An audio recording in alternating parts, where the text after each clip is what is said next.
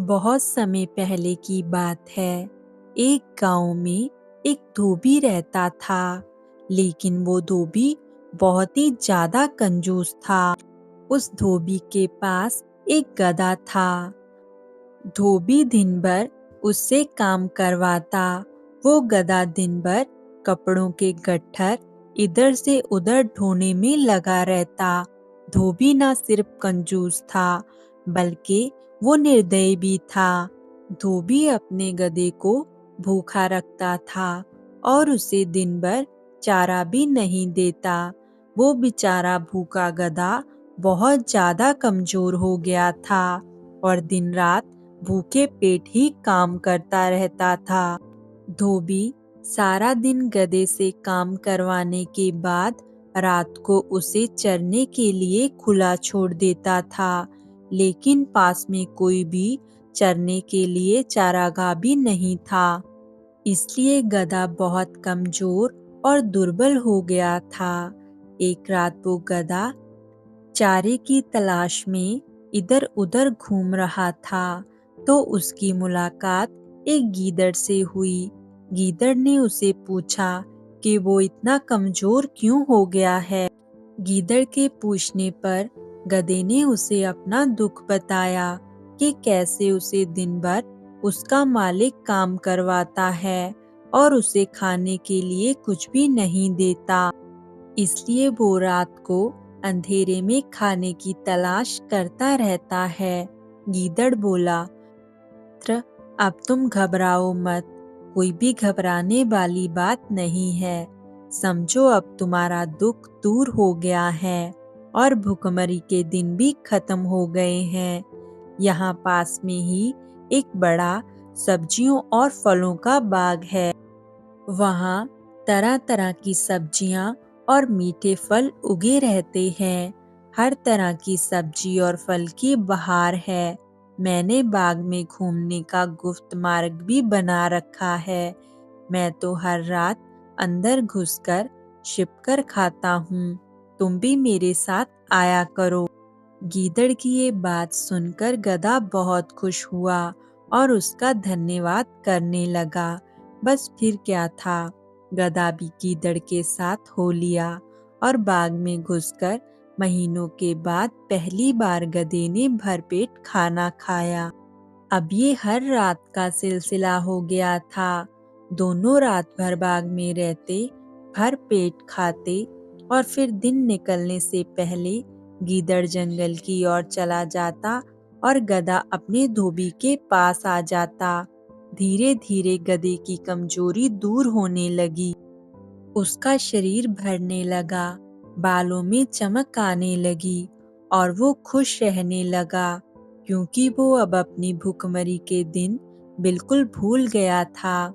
एक रात खूब खाने के बाद मन काफी अच्छा हो गया और वो झूमने लगा। वो अपना मुंह ऊपर उठाकर कान फड़फड़ाने लगा और लौटने लगा।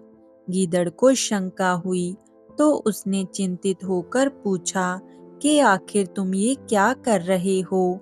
तुम्हारी तबीयत तो ठीक है ना? गधा बोला, आज मैं बहुत खुश हूँ। और फिर आंखें बंद करने के बाद मस्त स्वर में बोला कि मेरा दिल गाना गाने को कर रहा है।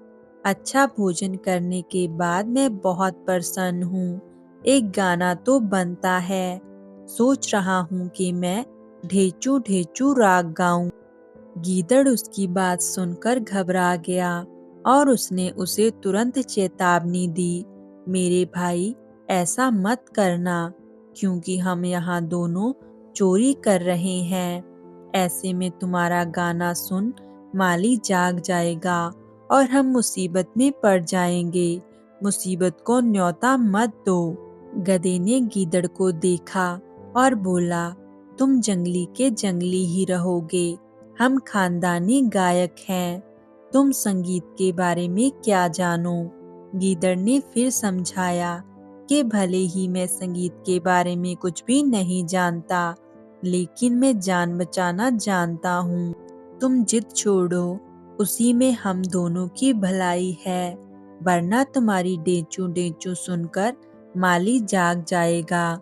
गधे ने गीदड़ की बात का बुरा मानकर कहा, तुम मेरा अपमान कर रहे हो।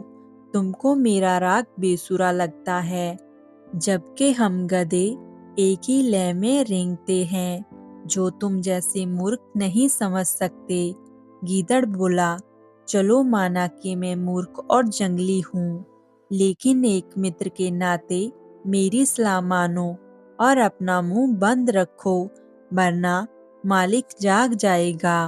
गधा हंसकर बोला, अरे मूर्ख गीदड़, मेरा राग सुनकर बाग के चौकीदार तो क्या, बाग का माली भी फूलों का हार लेकर आएगा और मेरे गले में डालकर मेरा सम्मान करेगा। गीदड़ को लगा कि इस मूर्ख को समझाने का कोई भी फायदा नहीं है। उसने चतुराई से काम लिया और हाथ जोड़कर बोला, मेरे प्यारे गधे भाई, मुझे अपनी गलती का एहसास हो गया है। तुम महान गायक हो और मैं तुम्हारे गले में डालने के लिए फूलों की माला लाना चाहता हूँ। तुम मेरे जाने के 10 मिनट बाद ही गाना शुरू करना, ताकि मैं गाना समाप्त होने तक फूलों की माला लेकर वापस आ सकूं। गधे ने गर्व से सहमति में सिर हिलाया और गीदड़ वहां से जंगल की ओर भाग गया। गधे ने उसके जाने के कुछ समय बाद मस्त होकर रेंगना शुरू किया। उसकी आवाज सुनते ही बाग का चौकीदार जाग गया और लाठी लेकर वहां दौड़कर आया। वहां पहुंचते ही गधे को देखकर चौकीदार बोला, अच्छा, तो तू ही है वो दुष्ट गधा जो हमारे बाग के चोरी से फल खाता है। बस उसके बाद गधे पर डंडों की बरसात होने लगी और कुछ ही देर में गधा अधमरा होकर गिरकर बेहोश हो गया। इस कहानी से हमें ये सीख मिलती है कि अगर कोई हमारा मित्र हमारी भलाई के लिए कुछ समझाता है तो उसे मान लेना चाहिए। अपने हिदैतियों की सलाह पर गौर करना चाहिए, ना कि अपने घमंड में गलत रास्ता अपनाकर खुद को मुसीबत में डालना चाहिए। अपनी कमजोरियों को पहचानने की क्षमता रखनी चाहिए, वरना नतीजा बहुत बुरा हो सकता है। तो चलिए दोस्तों, आज की कहानी यहीं पर समाप्त होती है। फिर हम आपको मिलेंगे नई कहानी के साथ। तब तक के लिए खुश रहें।